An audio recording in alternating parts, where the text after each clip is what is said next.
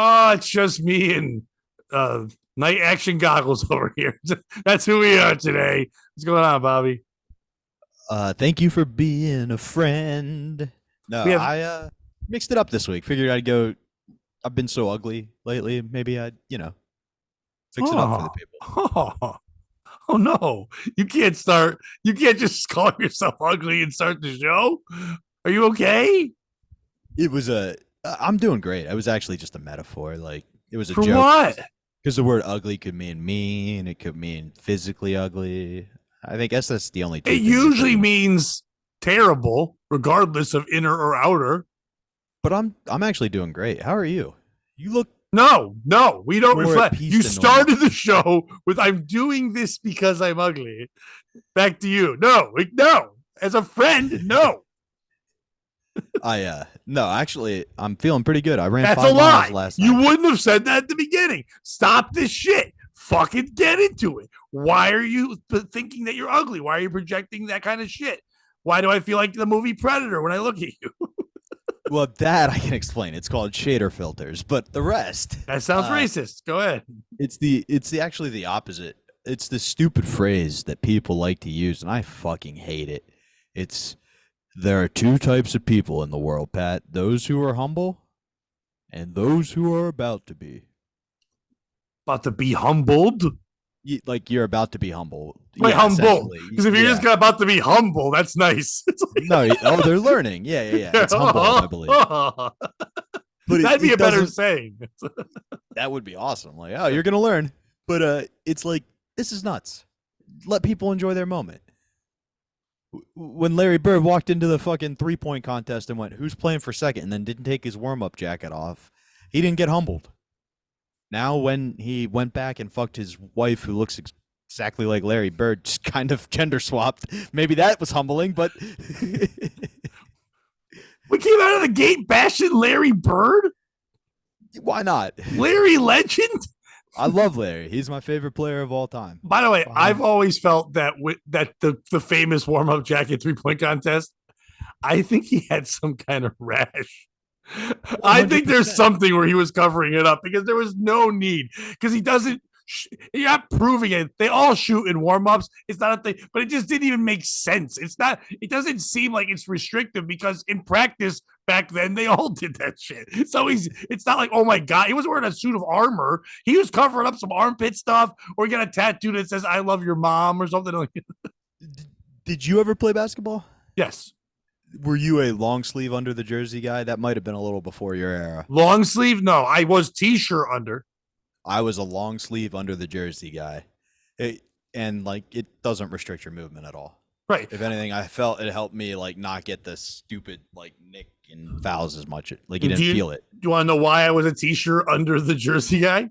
Man tits. That's my reason. But go on. Oh, I was no in high school. I was my height, maybe 175, 186, 170. I was real Wow. fit. Yeah, yeah, yeah. There's pictures of me. It just looks like Pee Wee Herman had AIDS. It's like that guy had hair and stuff. It's like, but I was real thin, even until college where I found beer and whatever. I was athletic as hell, but I could never gain a pound. Like I would eat and eat and eat. We all have like, I could eat forever, but I would never gain a weight because I was always active or whatever. And also ADHD, which we didn't know was a thing. But huge, huge Patrick Ewing fan my whole life since I was a Perfect. kid. Since like I became a Knicks fan because Ewing got drafted in the lottery. That's how old I am. But like when you before UConn was any good in Connecticut, they would just show Big East basketball, and all you watched was Georgetown, St. John's, Syracuse, Villanova all the time. And St. John's versus Georgetown was the big rivalry, and I just chose I like Ewing better than Mullen. That was my thing. I loved watching him, and he always wore a t-shirt underneath, so I went t-shirt underneath. That makes perfect sense to me. I always kind of felt it was a cleaner look, a shirt or something underneath than just a straight jersey. But long sleeves for me, we weren't allowed to wear shooting sleeves at my all white high Shooting school. sleeve was not even, I don't think, invented. But Mike Bibby, Allen Iverson, my two That, favorite, current players. So of course I'm gonna wear the long sleeves.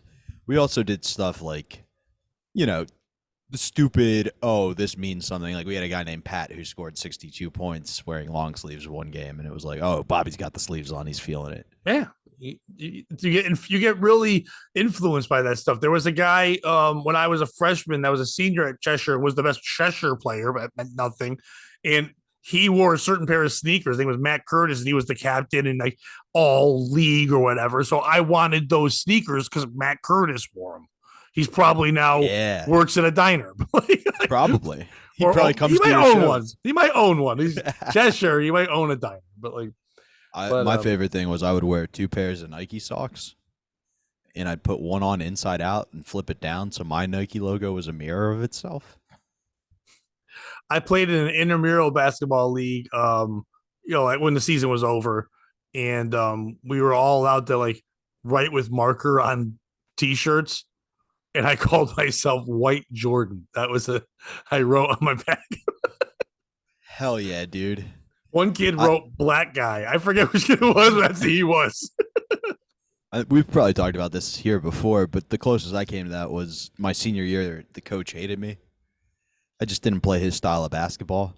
And it got so bad they had a put-in Bobby night where the fans came with signs and T-shirts, and one of the guys on our team wrote in his undershirt, put in Bobby, and would flip it up every time out so the fans could see it. So that was as close as I got. But getting back to the original question. Say, you were like redheaded people on the Celtics. Yeah, it was Spencer Hawes. There was a guy before that, too. There was every couple of years they had that guy. Like, yeah.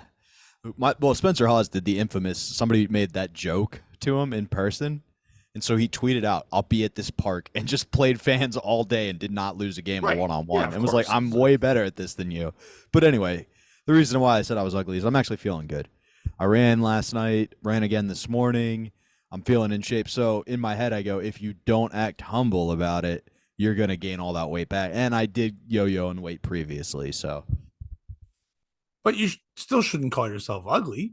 That's not saying you're ugly isn't keeping you humble. It's still kind of abusive to yourself. I'm feeling good. That's what you say. We're feeling good. Yeah. We're feeling good. How are you feeling? You're not going to be humble. You're not going to gain weight because you said I feel pretty. Oh, you don't know. I know. Oh, so pretty. So pretty and witty and witty and yeah. You just don't want to be a background dancer for Lizzo because I do want to be a background dancer for Lizzo. Are you kidding me? Everything they are bitching about. Yeah, exactly. Everything they're bitching about is what I hope happens to me on the road. Dude. I shit my pants and dance for some famous chick. I get to eat bananas out of porn stars' pussies. What more do you want? Oh, man. Imagine being just a big fatty fat, and you don't have to imagine. No, but you get in this reality show that gets you to be on the big fatty fat dance tour, but then they really make you dance. Like their knees, their ankle, all their bone. Yeah, you could do it for a couple clips of a TV show. You could take a break. You could die after doing it every day, plus flying and traveling. They're gonna kill all these monsters. So of course they're gonna be assholes and loud, and then Lizzo's gonna be pissed. It's insane. That's insane. The world's gone too far with this fucking everybody is equal. We can all do everything. You can't. The body can't physically handle. I've gained a little bit of weight. I used to run 6 miles a day. I tried to run 3 miles the other day. I couldn't do it. I didn't sit there and go, well, the world's just dumb and I should be allowed to run. I'm like, oh, I'm not in the shape I used to be in to do this. I might have to work towards that shape again. I didn't go, oh my God, this is all fucked up. Everyone's against me. You're a fatty fat doing dance moves behind a flute player. What'd you think was going to happen? You get a banana sometimes.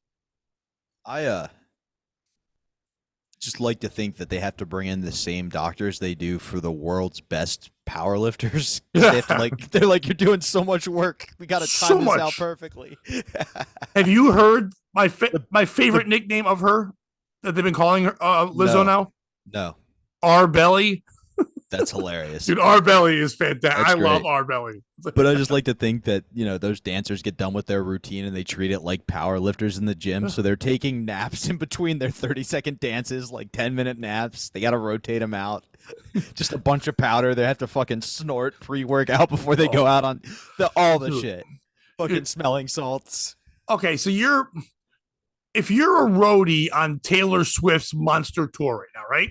You are dealing with, if you're roadies, they've got trucks and trucks of just human beings there to clean up, take care of stuff, the breakdown people, all that stuff.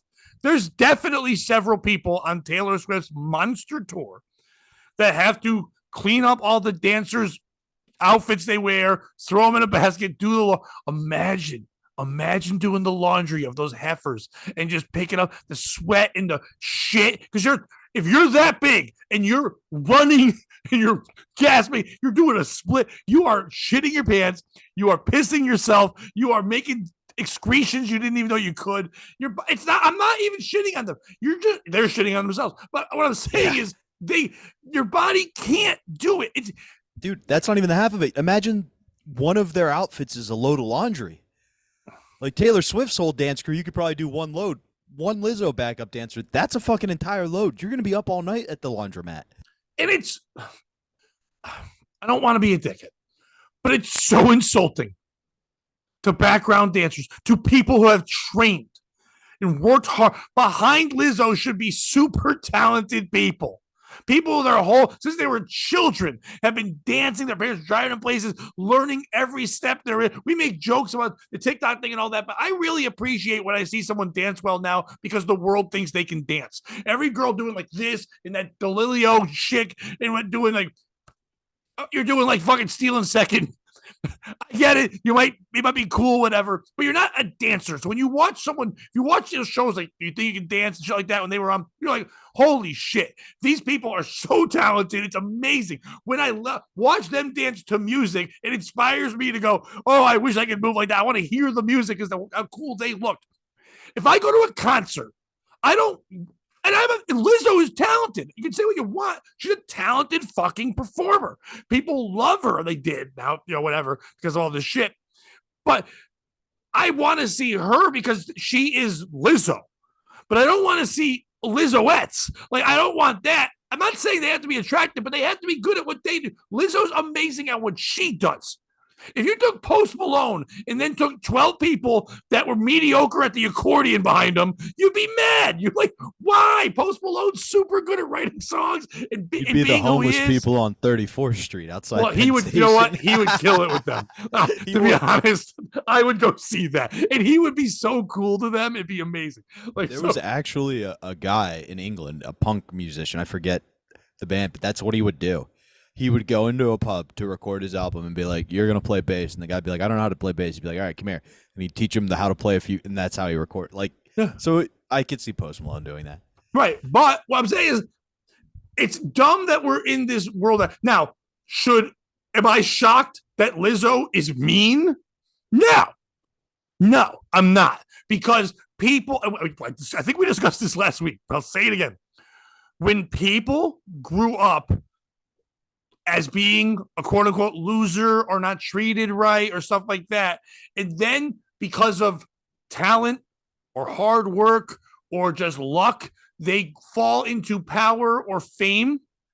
At first, they can be, as you said, humble, but after a while, quickly, they get to become the person they hated. Now, they don't look at it that way, but they quickly become, I'm the most important thing. I am great. You all thought I sucked. I got to prove to the world that. So now, of course, she's going to project all the shit that was said to her. Because I'm not that anymore. You're fat fucks. I'm not a fat fuck. You're a fat. But she's just as fat. And she's yelling at them about it because she's better than them. Of course, because we built up a monster and gave it a flute and put it on tour. Plus, you've been uncool your whole life. Uncool you're thrust into coolness, right? So now you have to, in your head, you're going, I have to be the cool one here. How did the cool people behave when I was uncool? Oh, they made fun of me. Like, you're going to be using the same jokes and shit. You know what I mean? You're going to bully the fat people because that's what you think is cool. And I hope people don't take this and go, oh, here's Pat bashing fat people again. Not bashing fat people. There are super talented people that happen to be overweight or obese, and they stay in their lane, they do their thing, and they kill it. Listen, some people are fat, kill it, get thin, can't kill it. John Popper killed it. John Popper with the harmonica being a fatty, fat blues traveler. That was dope. When he got thinner and thought more about his body than he did about his talent, he kind of set off the gas a little bit, and his music wasn't as good anymore. So many people. Jonah Hill is not as good of an actor. I know he wanted better roles, and I know he was just getting fat guy roles, but he wasn't just getting those roles because he was fat. He was amazing at that. I believed he was that kid in high school. I believed everything he was in. You're like, holy shit, I know that kid. Now he's just some guy with a giant head. Then his text messages came out, and they were the exact same as mine. And it turns out he was that kid in high school, Pat. I can tell you for certain. I don't even want to get into that one, but no, I don't. Who knows what went on between that shit? You don't be. Yes, you should never talk to anyone in that way, but at the same time, she's sharing the text. So what other was there text she's not sharing? You fucking. But we all know the Lizzo thing. It's just dopey. I'm not. But if someone's like, Pat, I'm overweight, but I love to dance. Whoa, do what you love. Yeah, but don't be good at it. But no, but I mean that. Like, remember the Louisville quarterback who weighed 300 pounds? Yeah, and then made it to the NFL. Mm-hmm. He was incredible at football to make up for it. You know what I mean? Like, you can be it. You're just going to have to outwork everything. But he also didn't start yelling that it was an outrage when he didn't become an NFL quarterback. I mean, he made it to the NFL. He just didn't start. I mean, yeah. He didn't. It wasn't, oh, we pick a fat guy to represent it. It was he worked hard enough at and stayed at, you know what I mean? Like, so you can do it. And I'm fat. Sometimes, right now, I'd probably still be considered fat if you put me on a scale. Yeah, you're saying consider. We're literally talking about obese people. Yeah, now, but my point being, like, it's not easy and it's tough. We're not making fun of you for that. We're just pointing out you're going to have to deal with some of the ramifications. I'm making fun of the fact that you think. I want to be clear. I'm making fun of some of it. We have to on this show. We know. I'm making fun of the fact that you bought into this shit. You were chosen on a reality show because you're overweight. That was the qualification. We've gone from, hey, don't ignore people, don't treat people differently because of their size and this, that, whatever, to so exclusive. You can only be on this show if you're this. You can only be on this show if you're that. But then they're like, now you're the most talented of this small little group. But then when reality sets in, they're like, what the fuck? I'm supposedly great. Everyone said I'm great because you built the ego of a thing that never had an ego before. It's essentially like you took somebody with Down syndrome who won the Special Olympics and put him in the real Olympics. I'm not sure if that's the same. I don't think we're going to do that correlation. I'm just saying. It's almost like that. It's not close. It's similar. It's not. Let me have no. I can't. I want to. You know me. I want to lean in. That one. That's not the same. But if you anyway, I'm not gonna fight. Yeah. No, let's go. Let's argue. Who's better? But you did bring up something I would like to get into. Running. Right. Do you see the jersey I'm wearing where it says Mile High? Kind of, dude. You have to remember, you are awesome. No, you are awesome, but you do look like a Pride Etch-a-Sketch, so I can't really read everything. Yeah, but the reason I wore this jersey is because there are a lot of things that get you actually high. Marijuana would get you high. Opioids will get you high. Nitrous will get you high. Cough syrup. One thing that will not get you high Where are we going? Is fucking running. By the way, I don't think you need to name 4. You could have just done 1. I think you started doing a grocery list at one point. You could huff gasoline. Rubber cement is cool. You can hold as much air as you can and then have a buddy choke you as you stand up real fast. Lots of ways to get You ever just smell old panties? Yeah. But one thing that does not get you high is running. This runner's high is a myth. It's bullshit. I think it's something people perpetrate and put out into the universe to get other people to run, and then suddenly you've been running for so long, and you just go, wait a second, it's a lie. I got to tell other people this runner highs exist. So here's what I think we need to do, Pat. We need to take another lie and be like, hey, they're sending nudes to your random friends high. So we get these chicks to just start doing it, and then they'll trick other people into it. You see what I'm saying here? No, you're an idiot. I like the idea of getting nudes, but like I like where the scam is. But the simple fact that it's called runner's high means they're not saying you actually get high. They're saying it's if you're a runner and you can't do drugs, you might feel better and excited. They're not saying it's wrong. Like no, they're not. That's like a 1%. People aren't saying that you're high now. They don't think it's like being on acid. What they're saying is that you feel your body with the endorphins and all that stuff. You feel kind of euphoric for a second. When I was running a lot, I did feel really good during the run, and afterwards, even though I was exhausted, my body felt good. My mind felt clear. It was the exact opposite of high, but I felt great. And a lot of people associate great with being on drugs. Well, I mean, who am I to That's argue really that where that's going. If you really think what they're saying, it's the best, like being on drugs. I kind of thought that's what it was, but I researched it hard. So in the early 2000s, the brag. In the 90s, they did a study on it. I don't know if you got that and joke. That was pretty good. Thank you. It just took a second to get there when you realized. I did it, but I had half a chub when I researched it. I had full boner when I researched this thing. Running, let's go. Rock hard. No, but in the 90s, they thought it was oxytocin because your body thought you were dying, so it released that endorphin. Okay, go ahead. You. No, I didn't know what the word was. So like literally when you said endorphin rush, it's the happiness chemical. It makes you feel happy. It makes you feel good. That's what they thought it was. Yeah. And kind of what you were saying. And then they did more research and they found out that they think it's the body secreted this thing. This was in the 2000s called an endo-opioid, which means the body makes this chemical that hits the same receptors as an opioid, making you feel like an opioid high. And there are people who claim to feel that.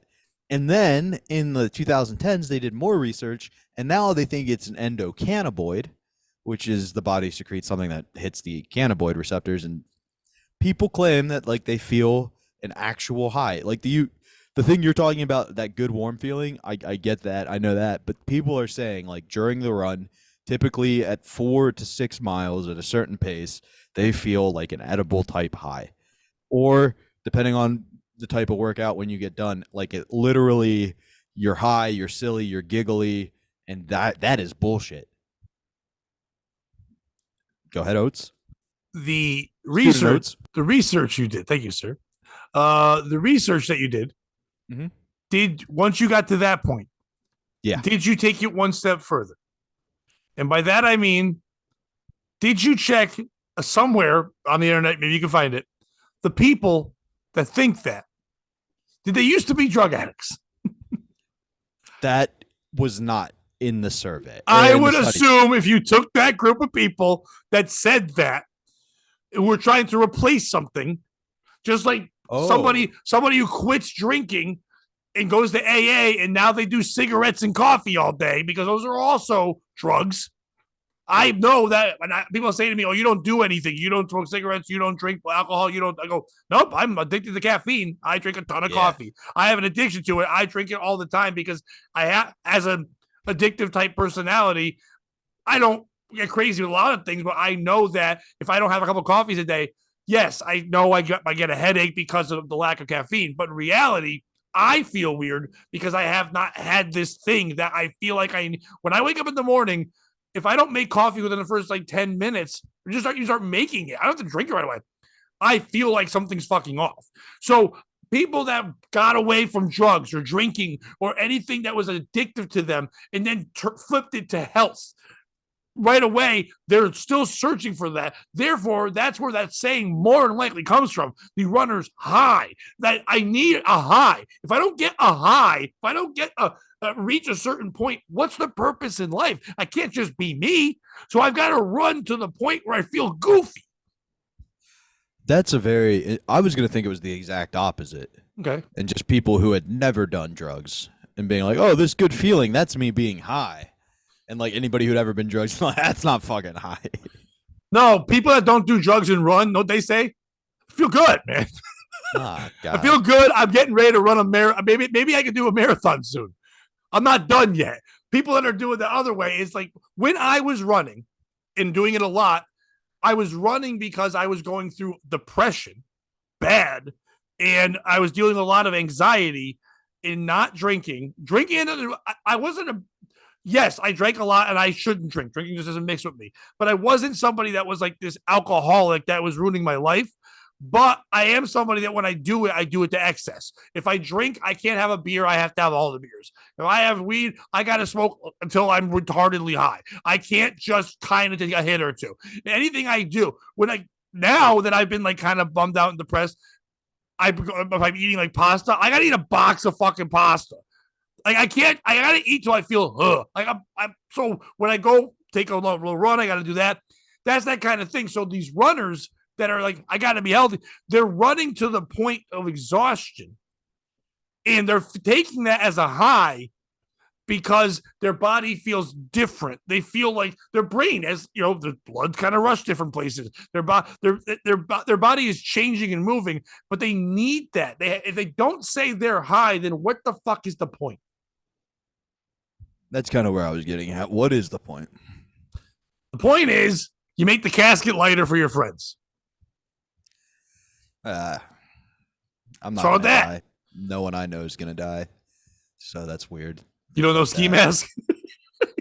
Die August 19th. The guy keeps texting me and telling me that. I'm like, all right, bro. do I win if you don't? I feel bad for him, but like, how are we supposed to help? Imagine, and I know people don't know what we're talking about. I'm going to get off in a second, but imagine if you were going to die. Imagine, if you will, people listening, if you thought you were going to die because you drink so much that you destroyed your insides, and you tried to correlate what you thought you were going to die with this get together you were having in Atlantic City. When you think, like, imagine if Michael Jordan, instead of saying, "Come see me at my Hall of Fame acceptance speech," said, "Hey, come see me at a Waffle House. I might die there." Like, I wouldn't want to go watch Michael Jordan die. You know what I mean? I wouldn't want to go watch anyone die. No, that's a very good point. I feel bad though. And like, if you don't die, do something, do you? But if you don't die, now people are like weirdly disappointed. You know what I mean? Like, they're not disappointed. They're happy he's alive, but it's just like, well, you just kept saying is insane, and then you didn't. So you are kind of just like one of those cultist groups that says the world's going to end, and then like half the people kill themselves because they told everybody in their lives. Yeah. Yeah. You got to all buy the same shoes because the chips come in. Like, you got to do all that stuff. Apparently, I saw a reel going around. Did you know at the Jonestown place you were just referring to, right? Yes. They had a basketball team. I did know that. Who was on an away game, lost, and came back to find everybody dead. Yep. I saw this recently, too. It must be hitting the circus. Somehow it came out, and I was like, holy shit. So I heard all of that, and all I could think was, if I was the coach, I would have to go, this is because you didn't play hard enough. God's mad. Now, Bobby, I got a game for you. It's a quick game. Oh, I love it. It's a quick game. You get to choose one or two. There's no three. One or the other. You are either the janitor of that gym who has to clean all that up before the game that day, bodies and all, or the one person who has to do Lizzo's Fat Lady Dance Army laundry. Oh, those Christians weren't eating well. Give me that. That's 15 minutes worth of work. But they weren't. It didn't happen that day. They've been there for a little bit. You're getting robbed. Yeah, exactly. So there's less to deal with. No, it's sticking to the floor. You ever try to snap a nice healthy twig versus like a one that's been dried out in the sun for a couple of days? Yeah, but that twig didn't have blood in it. I don't know how blood works. I do know. Be careful if you. By the way, if we were a show that did clips, that'd be the one I would use once in a while. Like, out of nowhere, I don't know how blood works. That would be a drop. That would just be a drop for no reason. Somebody goes on a rant and it's just dumb, and, like, and that's why I believe Kentucky shouldn't be a state.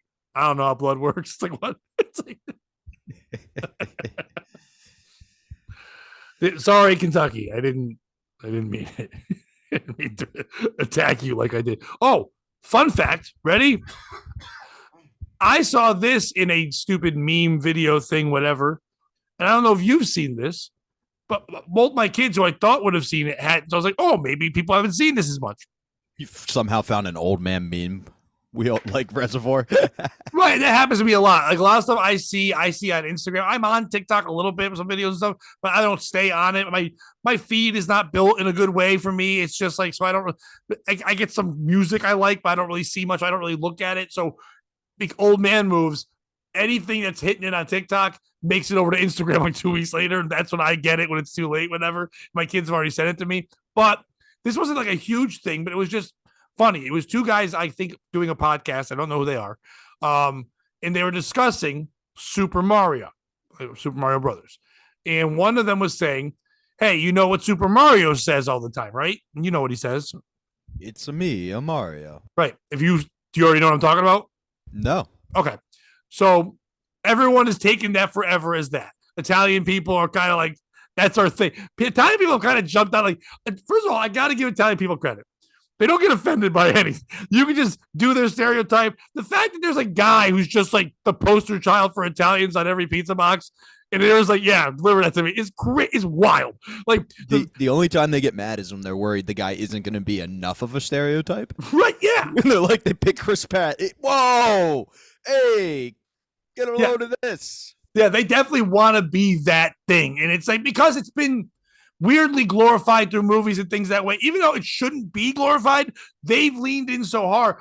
Every movie that's about that is all bad guys, but they're like, no, they're cool. So they've leaned in. And the mafia has had this wonderful PR. Like, you know what I mean? It really has. They've been glorified. All their gangs have not been glorified the way the mafia had. But anyway, I wish we could get them to do our fucking clips. Yeah, they'd be great. If we can get mafia's PR to be not the Chinese mafia, the Russian, the mafia. That's how you know it's better. No one says the Italian mafia. You say mafia, yeah, and then you say the other one. Kind of like we were saying something before. I forget, but it was the same kind of thing. Oh, Runners High Olympics. No. Sometimes. God damn it. No. Runners High and regular high. That's where we're going. But anyway, I went on a sidetrack. So the guy said, it's a me, Mario. And the other guy says, do you know he's not saying it's a me, Mario? And he's like, what? He's like, no. Nintendo, which was obviously from Japan, when they first made this and did that, they were speaking Japanese. Izami is the Japanese word for super. Dude, he's just walking into a room and going, Super Mario. Super Mario. Wrong with that. That's so much crazier than broken English. Dude, walking in and going, because he's trying to say, it's me, Mario, like, hello. And he's going, it's a me. To walk in a room and going, handsome Pat. Bodacious Bobby. Like, that's insane that you would just walk in. Super Mario. Bob. Super Mario. That's actually way better than what my understanding of it was. Okay. Right. What's yours? I'll bite. what's a Mario character's life? Right. He gets spawned. He runs most of the time. Doesn't make it to the end. But even if he does, eventually he's going to die, and another one's going to spawn up and run. And at some point, the Marios became aware of the cycle, kind of like we do with death and religion. And instead of inventing a god, it's just him acknowledging the situation. It's a Mario. Like, I'm just one of these many characters that is inevitably going to die. Don't stress about it. There's a bunch more coming. Yeah, it's like, what was that movie with Ryan Reynolds, Free Guy? Kind of like that scenario. Like, he finally realizes, like, oh my God, that's just been forever type deal. Yeah, I get that. By the way, I wish there was a corny punchline like you were expecting, but it was just I was actually way happy. I thought it was going to lead back to the Special Olympics, and I'm happy it didn't go. It's a shot, but it would be so much better if Japanese people, just the slur for Italians was Mario. So he pops up and it's like, it's a Mario. That's their eggplant or whatever. It's like, yeah, exactly. So you know that the Super Mario movie they made recently with Chris Pratt and Jack Black and all that stuff, and then it exists, right? Never heard of it. What are you talking about? No, Peach. Okay. Peach. And then the chick from the Menu, and she's great. And she's in what's her name? I can never pronounce her name. It's not. It looks like Anna Joy, but it's not Anna Joy. It's like Anna Joy. Oh, I know who you're talking about. Yeah.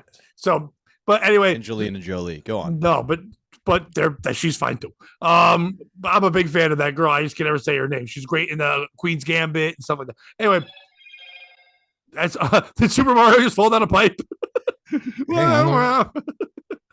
That is my new Moto G because my folding phone neither fully folds nor opens anymore. Nor is it G. It's for the G's and the hustlers.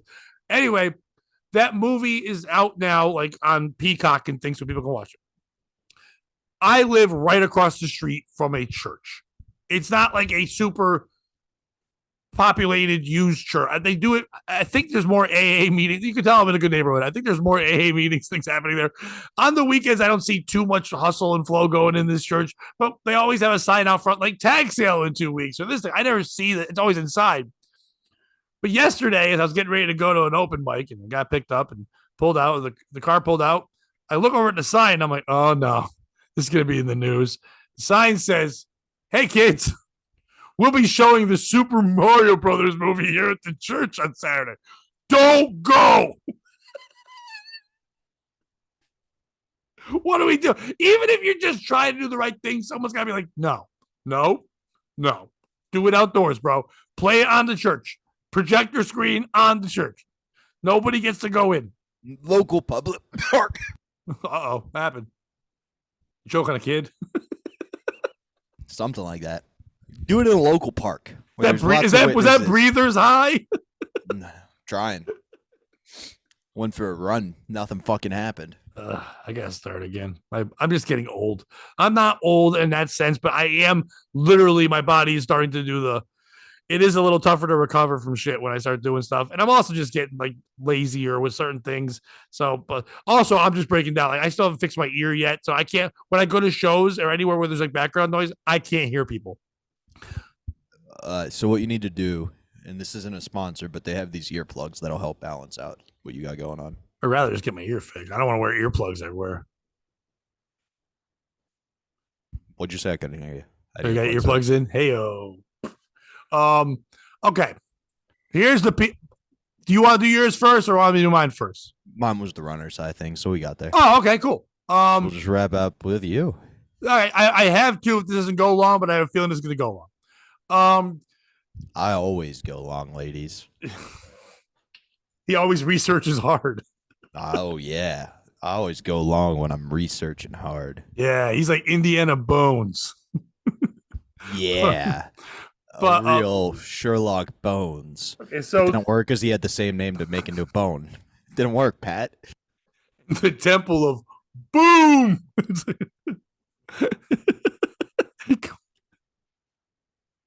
I don't know what arc could become, but anyway, the tossed arc. I don't know. Is that a thing? Anyway, to my dumb thing. So Thursday night, I had a comedy show here in town where I lived that I put out for the first time somewhere. Small little Italian restaurant. People have been cool about it. They're all getting on board. Very small little room that we're trying it in. They have a bigger room upstairs. We're going to try a showcase on Thursday, see what happens. We sold it out the day of. Now you say, whoa, but when I posted that, make sure nobody else wanted to buy tickets. When we posted that, people were like, oh my God, some of the comics like, oh, so there were some pretty new comics on this. It's like a showcase thing. And I'm like, hey, sell out in that back room means 30. So it's going to be a bunch of people there for you, but don't get nervous. It's not 200 people. You know what I mean? It's a small little room of a restaurant that we're doing everything in, whatever. Got a couple comics on it. My buddy Kevin Dolan is going to close it out to 20 minutes. He's a great local guy, very funny. A bunch of young comics that are good. There's just one kid, Jake Strom. He's becoming like a killer in this area. He's a very strong comic. I've heard of Jake. They're good. They're good. Yeah. I also had the 14-year-old boy, Elliot, was going to be on the show because they live in town. So I got his family to come out to the show. I let him do 10 minutes. It's going to be a fun little lineup of people. Dan Brown has an open invitation to do all my shows. So Dan was going to be on it. Hell yeah. When you reach out to Elliot, how do you contact him? Now, that's funny. Now, did I talk about this last week? Do you phone his home? You went somewhere else. Okay, good. I don't have to go where I had to go. No, you didn't talk about it, but I didn't mean to interrupt. No, you're fine. We talked about that. So last week, when I was going to be on the radio, I got Elliot to be on Chaz and AJ. I didn't know if we had talked about that. No, he wasn't going to be on for the 2 hours like most comics. He's going to come with his dad. He was going to sit in for 2 segments while I was on 2. Like, kind of make him more comfortable, whatever. He did fine. I mean, as well as a 14-year-old's going to do. He was kind of shy and didn't really have a chance to jump in, but whatever. But the day before, when they needed to reach out to him, the show guest booker was like, hey, can you reach out? Do you have Elliot's number? And I go, well, no, I have his dad's number because I don't like to have 14-year-old boys' numbers in my phone. So that's Elliot, how they get you. Yeah, damn, not this time. Fool me once, 10 to 15. He follows me on social media. I'll tag him in things he's on the shows, but we don't interact on there. If I message his dad, I will also include him in it so he feels like he's part of the show because he is on the show. But respectfully, I wouldn't want somebody messaging my kid. Anyway, they're on the show, whatever. So the thing is sold out, quote unquote, whatever. So me and Dan are going to get there like an hour or so before. I have to bring like it's a small room, like 1 speaker, microphone, mic stand, whatever. So we get there about an hour or so early, and I bring it in. I set it up quickly. I'm talking to the owner. There's an owner, and then there's 2 owners, husband and wife. The wife they're a very mom and pop place. The owner, husband, is the chef. He's making all the food, pizzas, pastas, no sandwiches and stuff. They do pizza, but everything else is like nice Italian meals. They also do a steak. Portions, like one of the comics ordered just a plate of ziti. Dude, it was like a trough. It was like a serving tray where like they're gonna learn one day that everyone's gonna be taking takeout. I mean, taking it home, dogging that. Serve less. You don't need to. But comically insane. Well, it's kind of we even talked about for the next show. Let's do an appetizers menu for the comedy show. If they want a dinner menu, let them do that because there was just big monsters eating huge meatballs and CV, and it's harder to laugh and whatever when you're digging in like that kind of thing. But anyway, so.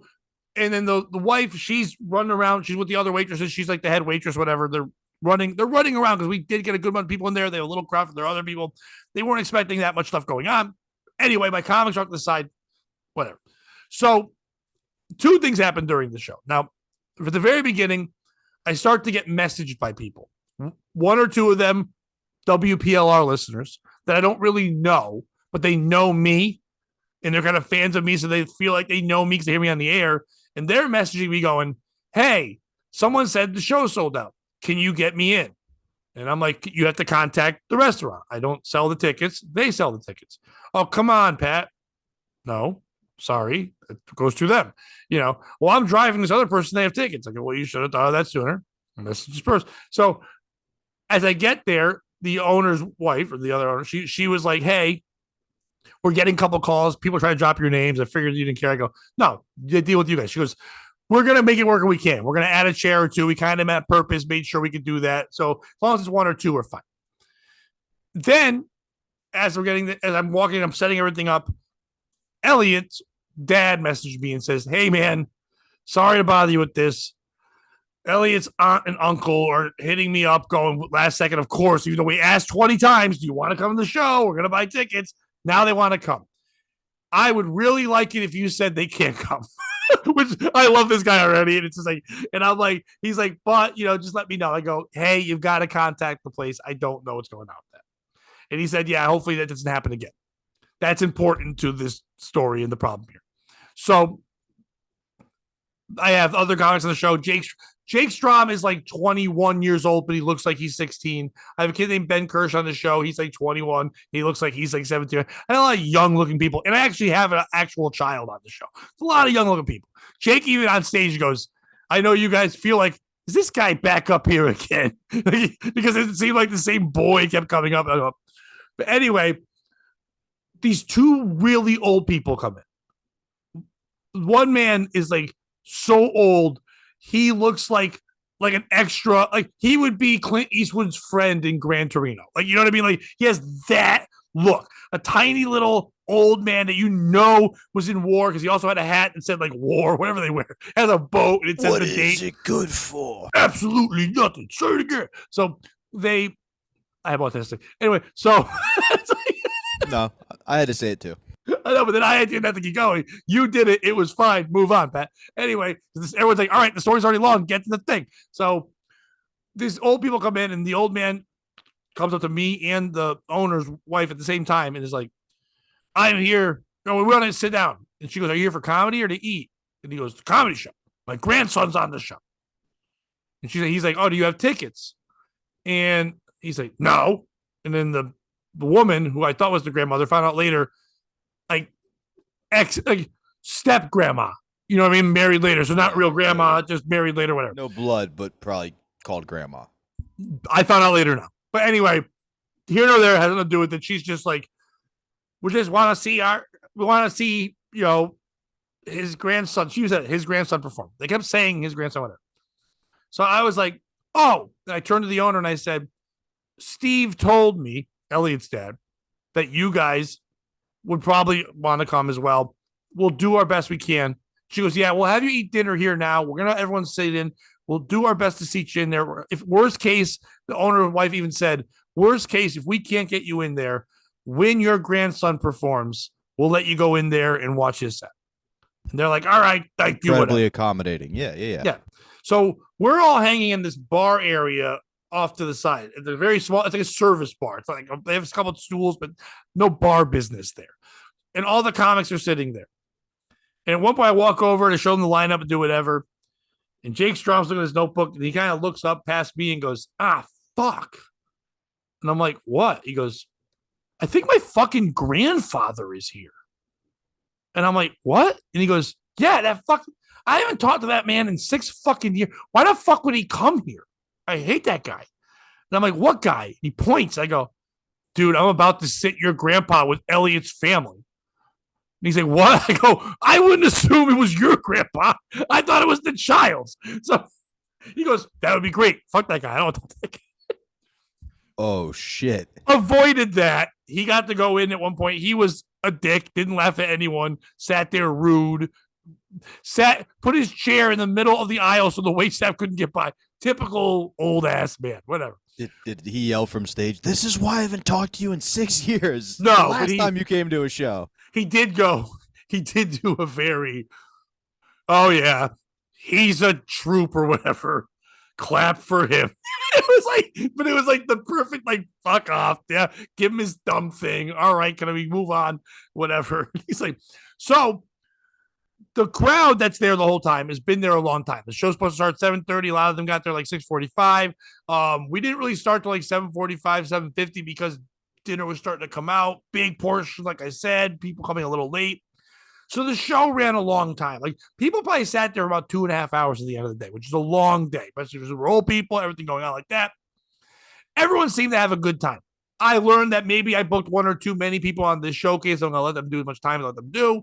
I didn't do a lot of time, but enough. You learn from the first day of the showcase, whatever. No one's complaining until the end of the night. Now, these big fatty fat ladies are off against the wall. There's 4 of them there. And there's one of everything in the rainbow. So you just imagine what you think the view looks like if they're all built like Joy Behar. But they're all different. They're a United Nations Joy Behar, like the whole thing. And now earlier in the night, I had spoken to them when I was setting it up because one of them goes, I know you from somewhere. And I'm like, oh, really? Where? She's like, comedy shows. I've seen you. I go, oh, where have you seen me? She goes, years ago. You used to perform with a Brandon Smith. I was like, yes, I used to perform with a Brandon Smith. And I go, oh, you talk to Brandon? And then the lady next to her with this short, super cut haircut goes, I don't want to fucking talk about Brandon Smith. Now, for people who don't know what I'm saying, regular guest on the show for a long time, before Bobby, my co-host when I had Pat Oates' Sad and stuff like that podcast, Brandon, the DJ lives in the area, whatever. So they're talking about him. I haven't seen him in a little bit. We talk once in a while, but whatever.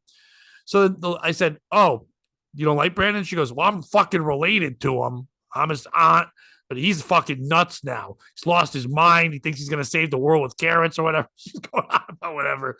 They're just bitching and complaining, whatever. So. Also, like, you could kind of see some of the points she's making. I didn't argue anything. I said, yeah. I go, he's gotten real into the fucking pandemic. That's what I said. But he's happy. Didn't even say that part.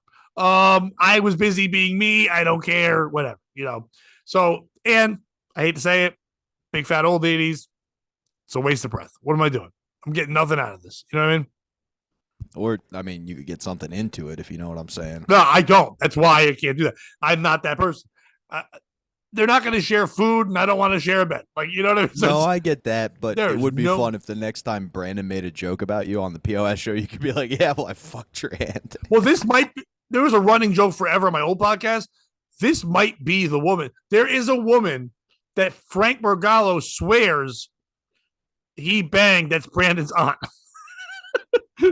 Now, he would always lean Frank. Into it. It might not be true, but whatever. Anyway, establishing all this, because at the end of the night, when everyone's leaving and they're all saying, have a good night, whatever, I noticed there's commotion with the Fatty Fat Fats and the wait staff. And, you know, one of the waitresses is like, no, I don't know if we can do that. The lady's going, we waited so long for our food, this and that, whatever. You know, we took forever. Now we want a discount. We want this, that. She's like, well, let me go get one of the owners, whatever. The wife comes over. Is like, is there an issue? Yeah, there's an issue. Da, da, da, da, da. They're like pointing to me, and I'm like trying to turn away. And Dan Brown's standing next to me, and Dan is very uncomfortable with any kind of confrontation. He's like, oh, what's happening? I go, just relax. It's nothing to do with you. Like, are they when mad? I say run, we run. Well, no, he's like mad at the show. I want to stay because remember, it's my first time here, so I want to make sure they're not mad about the comedy because that can affect if I'm doing the show there. If they're upset about service or whatever, and they still had fun at the show, it's not on me. Whatever, you know. So I have an interest, but I'm not going to get involved. I just want to kind of hear so I don't catch some shit later where they're like, oh, when you left, they said that this and that, whatever, with the show. So they're complaining, whatever. And at this point, the husband, who's been cooking the whole time, and an Italian guy, kind of looks over and notices the commotion.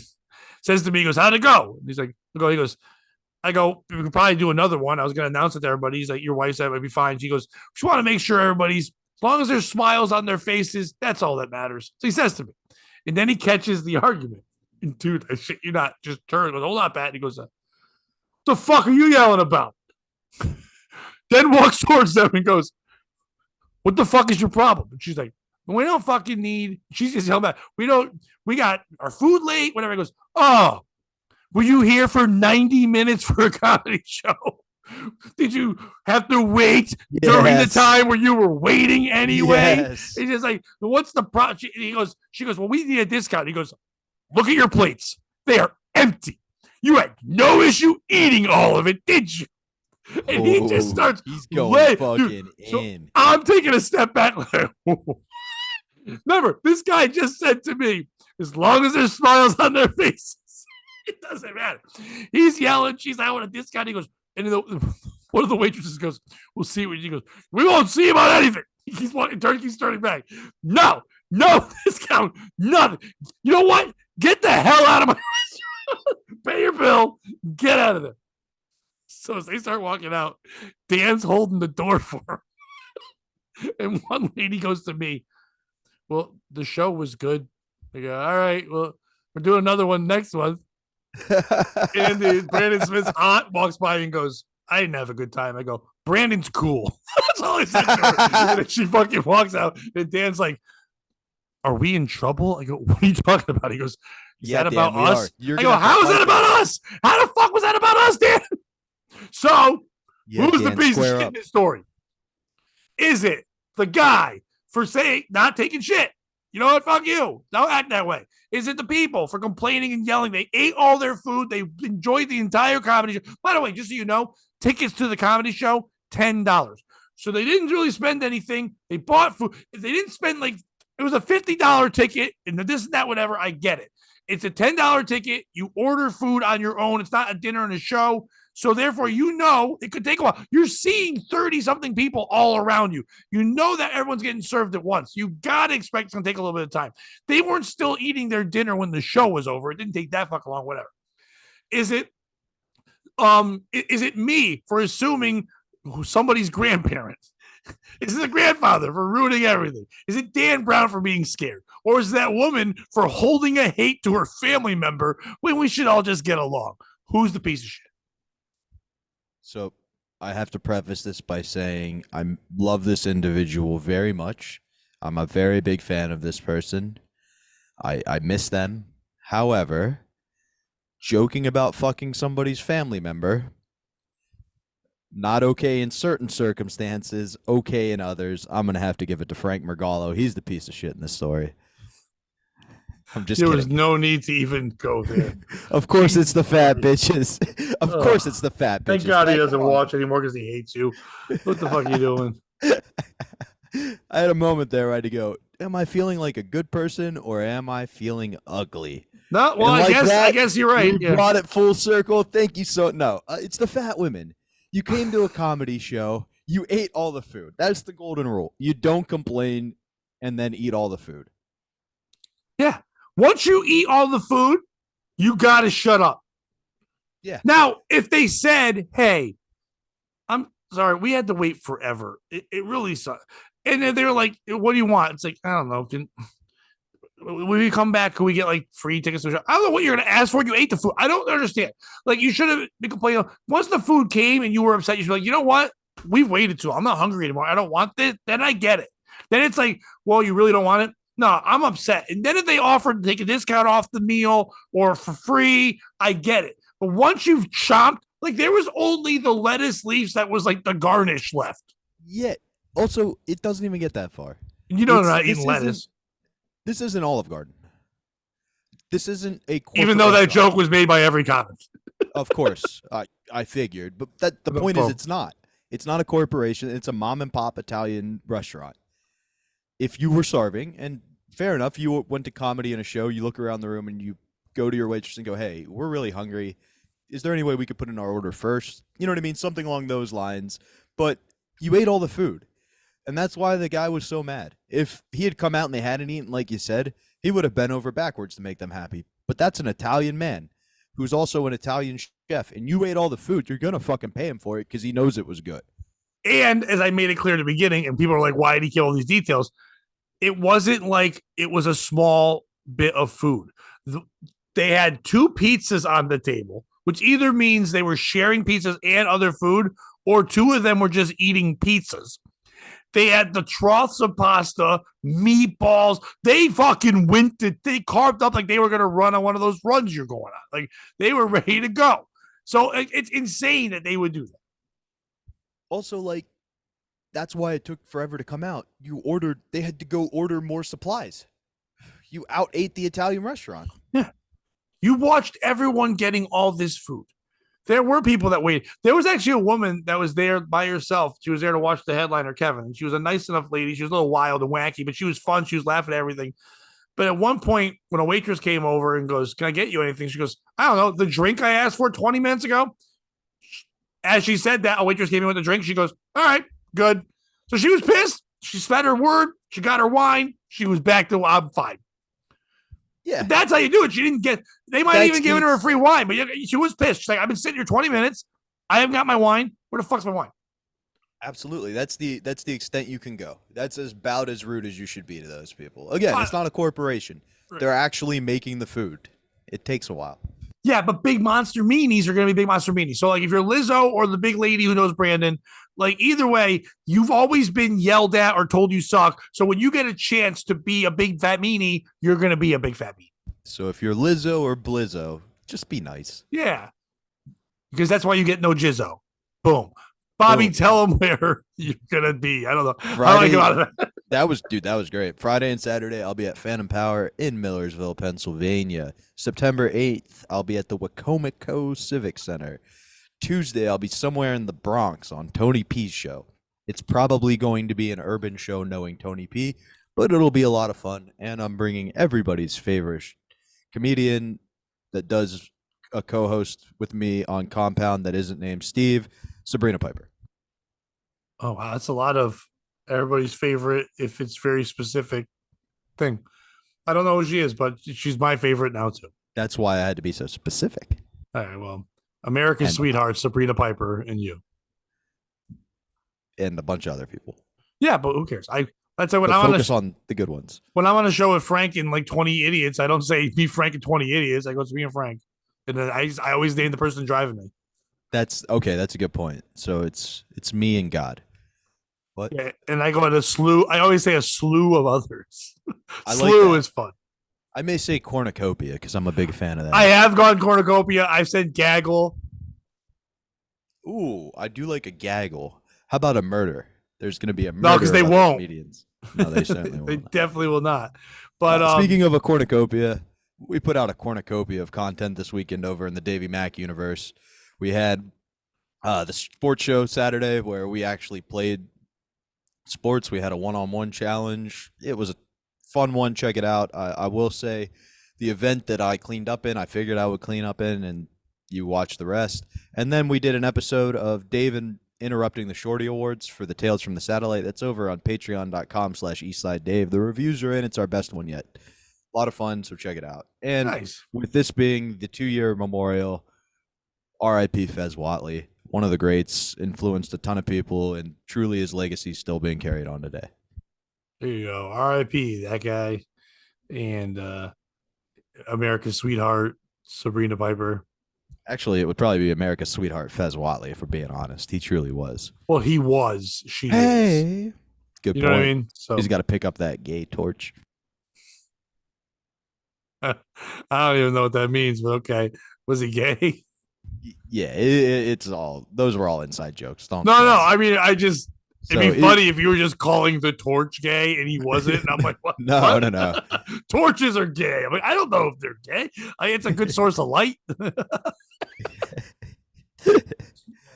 Our torch is gay. Olympics. Now, before we go, our torch is gay. It feels like an Alex Jones thing. I can assure you they are not, based Why on not? how they're used in often circumstances. Yeah, but Because you're so thinking of so Olympic gays. torches. Yeah, exactly. They serve the same purpose. What is it? Gay torches. Gays are proud. They work hard. They get the job done like torches, and they're And- flaming. Yeah, I remember when you had to tie them up at the stake and No, light the fire. no, Use the no, torch. no. It's almost, Pat, if you will, like if you took an athlete from a certain set of Olympics. Pat, tell the people where they can see you. At the Olympics. I will be at the Olympics. Speaking of Betting on Special Olympics, you are just a gem for having me on every show. It's enjoyable as hell. America's sweetheart is me now. I am Sabrina Piper. That is my new thing. Clip that one. There you go. She won't be happy. What did I become? It's the future, bitch. There was an old Anthony Jeselnik joke where he's like, a friend of his would like go up to women in the park all the time, and he would take a sketch pad out, and he would look at them and goes, "Can I draw you?" And he would draw it, and then he'd show it to them. It was just like all messy and terrible. He goes, "This is what you will be if you don't go out with me." So like, you should take a picture of me and go, "Sabrina, if you don't go out with me, you will become this." She's like, Oh, I don't know about "How did I that. become an old bald man? How did I become that?" But I don't think she'd be psyched. America's sweetheart. He's no torch. Where? Oh, okay. What I got coming up? I don't fucking know. I got a bunch of shit coming up. Just follow me on social media. I put a bunch of flyers up. I'm doing a lot of local shit. I've been putting out a lot of different shows around my area. I'm also gonna be doing some shit in West Hartford, a lot of Connecticut stuff. I got something early September in New Hampshire. If you're in Manchester, New Hampshire, I'm doing a show out there too as well. Just go on my social media. You'll see all my dates there. More importantly, get on over on the YouTube and subscribe and like that, all the stuff there. Let us know what you think about it. The more you let us know, the more I'm fun with it. On the Patreon, if you get over there, it'd be nice if you did. Whatever, you could do it. I'm a beggar. I'm poor. Help me out. Summer's been tough. Get over there. Get on the Patreon. That'd be nice. But and also go see Bobby when you see him perform and stuff, and go buy Bobby's album. It's out, right? You can buy it yet or no? Not yet, but soon. Well, then when it comes out, buy it. More, And then more to be let also known. fucking buy mine. What the fuck? I think one day I might get paid for it. It's gonna be great. I'm very soon. It's gotta be. I keep forgetting when it came out. I think so, but then we kept moving the date when it came out, so I don't know. We'll figure it out soon. It came out in April or May. I think April. I believe April Maybe as May. well. We'll figure it out soon. You'll get paid. We'll all get paid. It won't be. Everybody It will won't be in time for me not to be homeless. But anyway, so We can work on that. thank you so much, and for all the fatty fats out there, big fat meanies. A hug Sorry, from us to make you feel better. just keep dancing. You know what I mean? And Bobby, On that note, if you can't join them, beat them, and don't be a piece of shit. or a big fat meanie.